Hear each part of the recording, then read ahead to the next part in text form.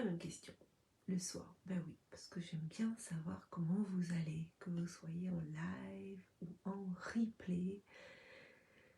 Si vous passez par là, faites-moi un petit coucou, un petit hashtag replay, un petit message, ça me fera plaisir, ça me fait plaisir après de venir faire un tour, de voir qui est passé, qui m'a laissé un petit bonjour. Il y a des habitués. Alors, ce soir, de quoi je vais vous parler? Aujourd'hui, c'était rangement, c'était nettoyage de la maison. On n'a pas fini encore puisque on est en train de préparer un départ. Je ne sais pas encore pour quand, mais donc voilà. Donc les choses avancent petit à petit. Donc aujourd'hui, c'était plutôt du rangement, plutôt du nettoyage. J'ai pas allumé mon ordinateur de la journée. C'est très très rare que je n'allume pas l'ordinateur de la journée. Donc voilà, mais toujours des choses qui tournent dans ma tête sur Hello Christiane, comment ça va?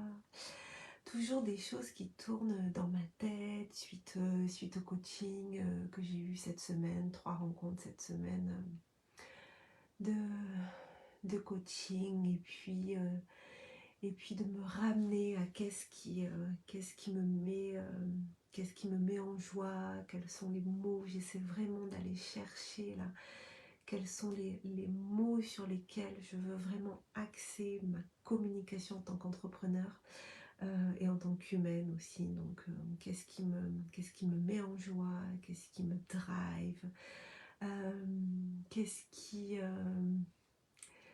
C'était intéressant aussi une question que nous a posée Cécile vendredi sur les séances de groupe. C'était de se dire et si vous viviez dans un village des années 30 où il n'y a pas d'internet, où il n'y a pas de réseau, où il n'y a pas tout ça, quel métier on ferait?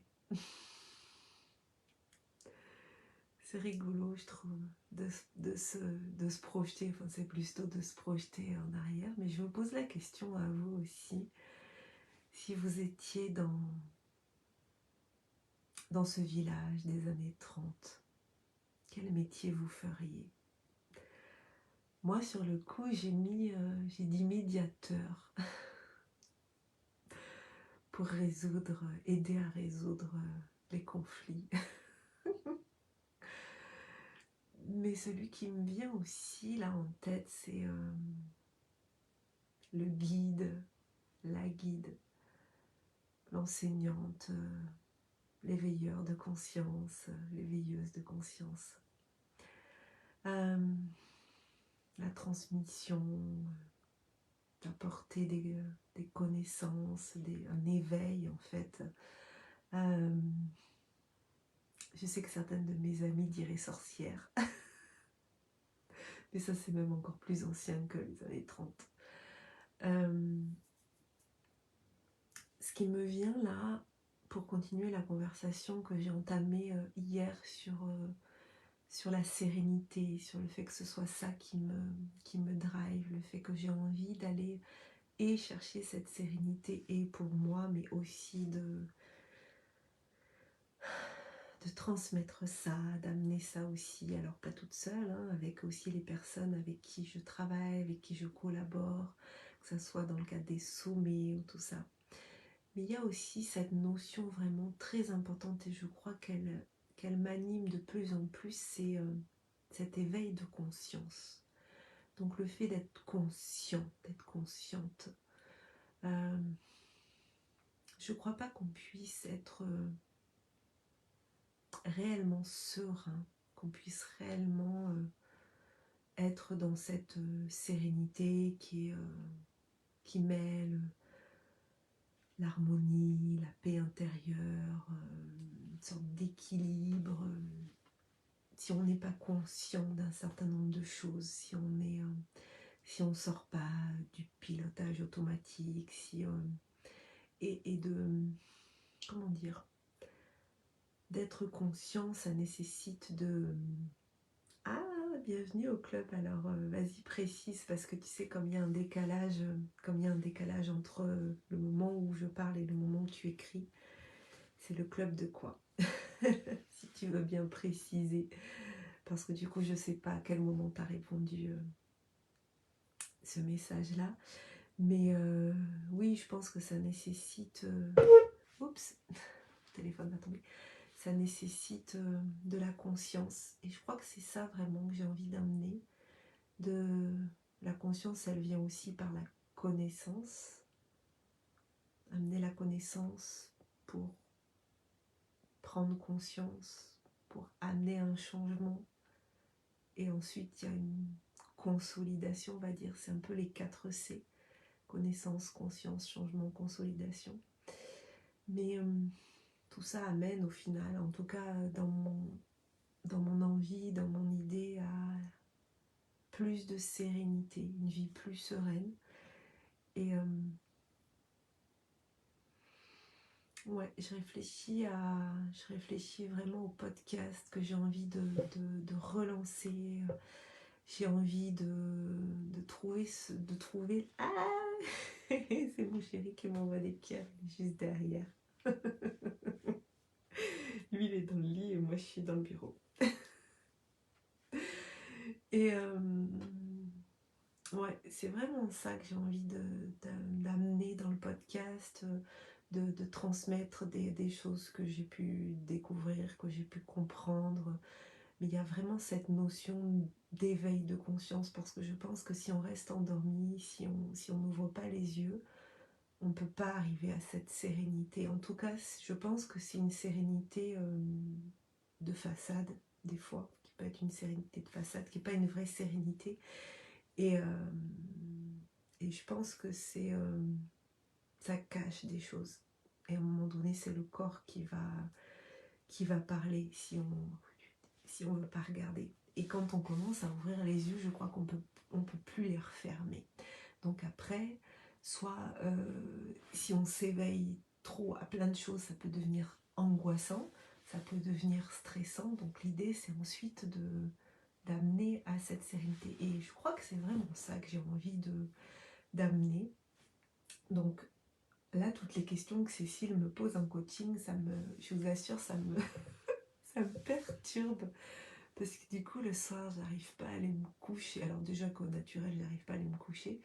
Mais là, en fait, il y a la tête qui est... ça bouillonne, en fait. Ça bouillonne de me dire... Ah oui, oui, oui, oui, mais alors vraiment, qu'est-ce qui m'anime le plus? Qu'est-ce que j'ai envie de partager le plus? Et hier avec Pascal, on en parlait. Je lui parlais de ce qui bouillonne en moi et qui fait bouillonner la famille aussi, mine de rien. C'est hyper intéressant en fait, toutes ces questions qui arrivent. Et à un moment donné, l'idée c'est de se dire aussi, enfin, c'est pas ça, c'est qu'à un moment donné, l'idée arrive de se dire, ok, d'accord, mais pourquoi moi? Parce qu'il y a plein de gens qui peuvent partager ces choses-là.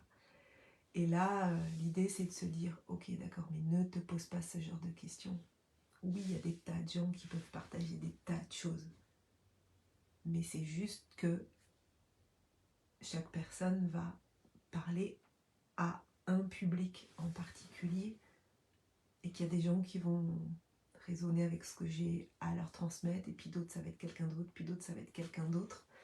Mais l'idée c'est de ne pas priver, de ne pas me priver et aussi de ne pas priver le monde, alors pas le monde en entier, on est bien d'accord, hein, mais un certain nombre de personnes qui peut-être ont besoin d'entendre la façon dont moi je vais le dire, parce que ma vibration, mes mots, la façon dont je vais le dire va être différente de quelqu'un d'autre.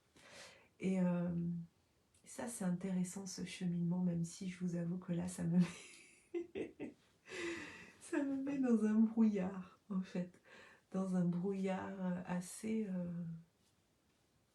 pas stressant, c'est pas ça, dans un brouillard assez brumeux. Un brouillard assez brumeux. Bon, tout ça. Bon alors, ceux qui sont là, ça serait quoi votre métier dans un village des années 30? Le partage et la connexion, Anne. Yes. Ouais. Moi aussi, ça résonne beaucoup, ça, de partager les choses, de connecter. Et je crois que on a besoin aussi de partager avec d'autres personnes qui sont sur la même fréquence. Le soin des autres, tu dis, Anne. Yes. Ouais. Mais je crois qu'en fait,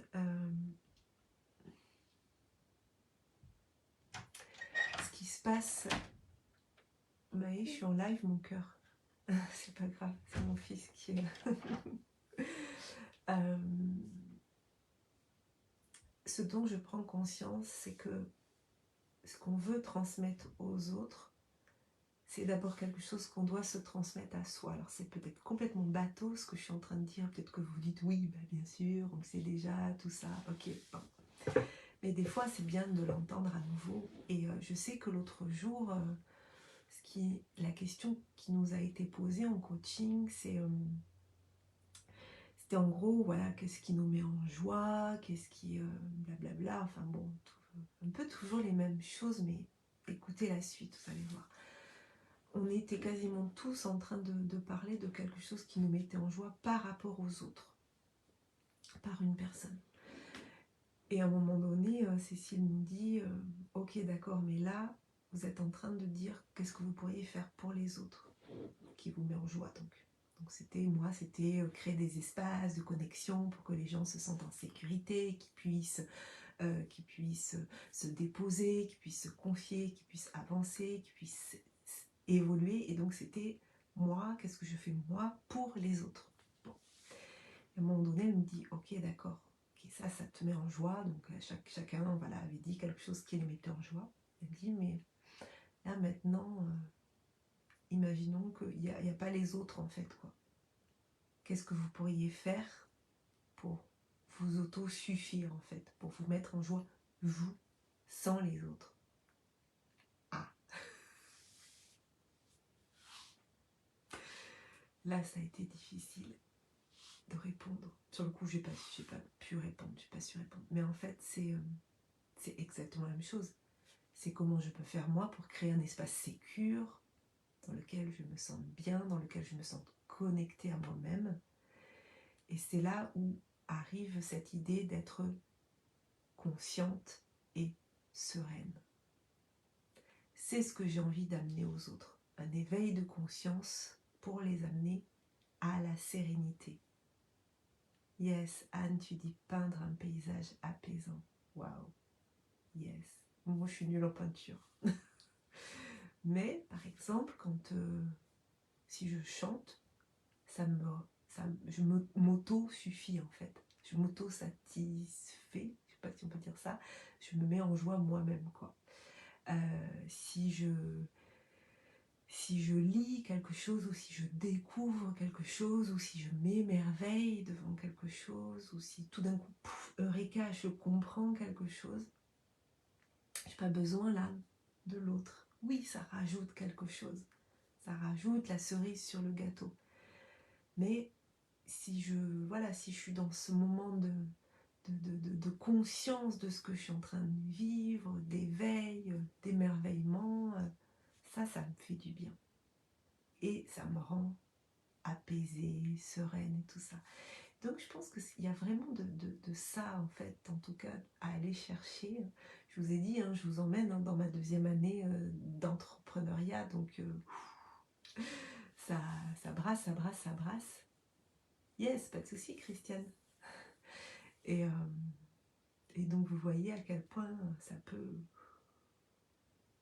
On en reparlera au 365e live. Où est-ce que je vais être? Donc le 365, on sera au début juillet 2023. Et en plus, j'aurai fini mon odyssée de 9 mois avec Cécile Tardy. Ça va être waouh. Donc là, j'ai bientôt un rendez-vous avec mon capitaine dans l'académie du podcast, avec Dany, et où on va discuter parce qu'à un moment donné, il va falloir quand même que je lance ce nouveau podcast. Et je pense que je vais Je pense que je vais faire une partie en solo. Voilà, j'aurai peut-être de temps en temps des invités. Mais en fait, au départ, je voulais faire que avec des invités parce que j'adore les interviews. Mais je me rends compte aussi de deux choses.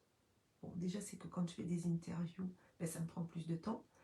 Donc dans l'emploi du temps, ben, ça retarde en fait le fait de démarrer le podcast. Donc voilà. Alors tu dis, et c'est ton fort. Alors peut-être tu parles des interviews. Oui, j'avoue que c'est un exercice dans lequel je me sens particulièrement, je sais pas comment je pourrais dire, talentueuse peut-être, en toute modestie. Et en même temps, je me dis, donc le fait de vouloir faire un podcast qu'avec des interviews, ça me fait retarder le lancement du podcast. Et en même temps, je me suis posé la question si je ne me cachais pas derrière les autres. Parce que quand je suis en mode interview, c'est l'autre que je mets en avant, en lumière.